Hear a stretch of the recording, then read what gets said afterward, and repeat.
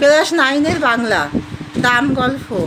দাম গল্পে লেখক বলতে চেয়েছেন যে তিনি ছোটোবেলায় যখন অঙ্ক করতেন তখন অঙ্কের মাস্টারমশাই তার বিভীষিকাময় মূর্তি লেখককে অনেক গভীর আতঙ্কিত করত। অর্থাৎ তিনি অঙ্ক পারতেন না এবং মাস্টারমশাই অঙ্ক যখন শেখাতেন তিনি বিরাট বলে অঙ্কগুলি ছবির মতো করে সাজিয়ে দিতেন এবং বুঝতে না পারলে তিনি খুবই রেগে যেতেন। মাস্টারমশাই চলকে যেসব ছাত্ররা কাঁদত তাদের তিনি বলতেন যে তাদের স্কুলের পুকুরে পা ধরে তাদের ফেলে দেবেন। যারা অঙ্ক জানে না মাস্টারমশাইয়ের মতে পেরেকের দোরগোড়ায় তাদের প্রবেশ ছিল নিষিদ্ধ। অর্থাৎ পেরেকের দোরগোড়ায় যেতে গেলে অঙ্ক